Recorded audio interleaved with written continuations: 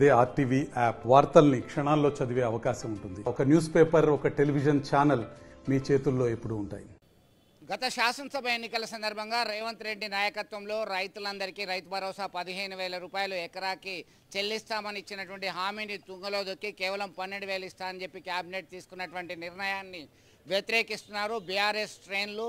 ఉమ్మడి కరీంనగర్ జిల్లా వ్యాప్తంగా పెద్ద ఎత్తున గత 2 రోజుల నుంచి ఆందోళన కార్యక్రమాలు చేపట్టడం జరిగింది. ముఖ్యమంత్రి దిష్టిబొమ్మను పలు ప్రాంతాల్లో దగ్ధం చేయడం జరిగింది. మానకొండూరులో రస్మై బాలకిషన్, అలాగే బోయిన్పల్లి, కరీంనగర్, చొప్పదండి ఇలా పలు నియోజకవర్గాల వారీగా ఎక్కడికక్కడ బీఆర్ఎస్ కార్యకర్తలు నేతలు పెద్ద ఎత్తున తరలి వచ్చారు. పోలీసులు భారీగా మోహరించారు. ఆందోళన కార్యక్రమం చేయకుండా నిలువరించే ప్రయత్నం చేశారు. అయితే వారి యొక్క నిరసన గళాలు వినిపిస్తూ ముందుకు వెళ్తున్నటువంటి పరిస్థితి. 15,000 రూపాయలు ఇచ్చేంత వరకు పోరాటం చేస్తాము, ఖచ్చితంగా రైతు భరోసా 15,000 రూపాయలు ఇవ్వాల్సిందే అని డిమాండ్ చేస్తూ రాష్ట్ర ప్రభుత్వానికి వ్యతిరేకంగా నినాదాలు చేస్తూ ముందుకెళ్తున్నటువంటి పరిస్థితి అయితే గమనించవచ్చు. రాష్ట్ర ముఖ్యమంత్రి రేవంత్ రెడ్డి గారు తన ఎన్నికల హామీలో భాగంగా ఎకరానికి 15,000 రూపాయలు రైతు పేరు మీద ఇస్తా అని చెప్పి నిన్న కేబినెట్ మీటింగ్ లో 12,000 రూపాయలు మాత్రం ఇస్తా అని చెప్పడం జరిగింది.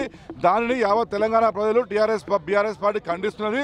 మరి రేవంత్ రెడ్డి గారు గతంలో రైతులకు మోసం మాట చెప్పి గద్దె ఎక్కడం జరిగినది. ఈ రోజు ముందు రోజులలో కూడా లోకల్ బాడీ ఎన్నికల దృష్టిలో పెట్టుకొని 12,000 ఇస్తా అని చెప్తున్నాడు. ఈ 12,000 ఇవ్వడు, 15,000 ఇవ్వడు, ఏ ఒక్క రూపాయి కూడా ఆయన ఇవ్వడు.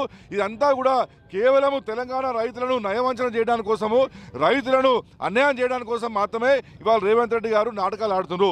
ఈ రోజు 75 సంవత్సరాలు అంబేద్కర్ గారి జయంతి అయింది. మరి ఇప్పుడు రాజ్యాంగం వచ్చి 75 సంవత్సరాలు అవుతుంది. మరి అంబేద్కర్ గారి పేరు మీద మాత్రం రాహుల్ గాంధీ గారు బాగా పెద్ద పెద్ద మాటలు మాట్లాడతారు పార్లమెంట్లో. మరి నేను రాహుల్ గాంధీ గారిని అడుగుతున్నాను, మీకెగిన అంబేద్కర్ గారి పేరు మీద గౌరవం ఉంటే వెంటనే 15,000 రూపాయలు మీరు ఇచ్చిన మాట ప్రకారము అనౌన్స్ చేయండి.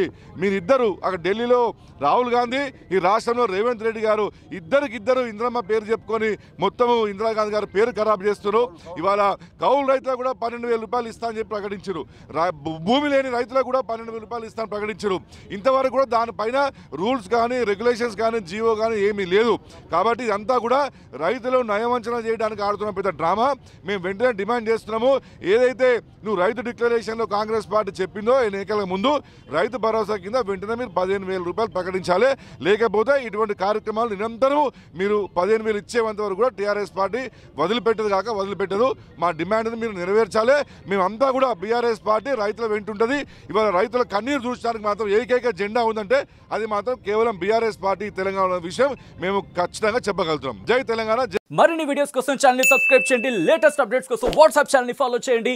అండ్ లింక్ డిస్క్రిప్షన్ లో ఉంది.